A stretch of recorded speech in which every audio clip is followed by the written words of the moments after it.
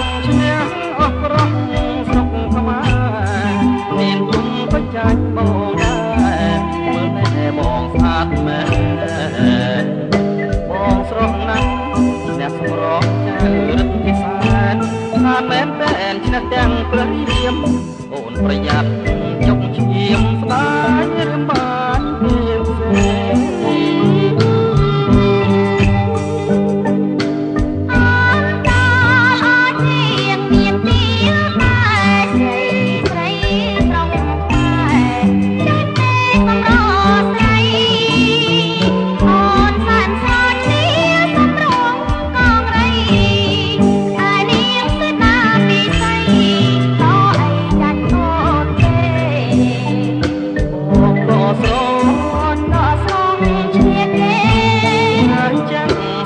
គ្នាទេ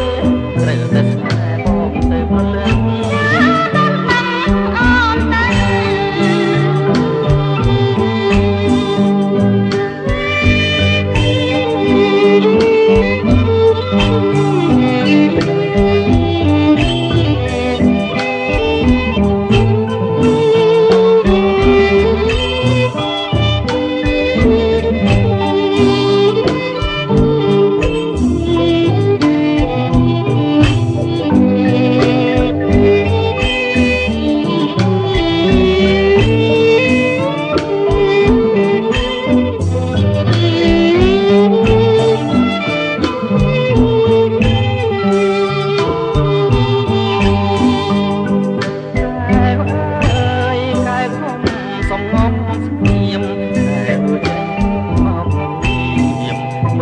ស្រស់ឬ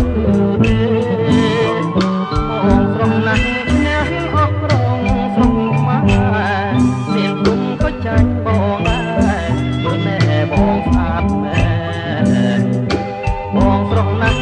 ឈ្នះសម្រស់ចៅរឹកពិសានថាមែនតែនឈ្នះទាំងព្រះរាមអូនប្រយ័ត្នចុកឈាមស្ដាយរំបានពីផ្សេង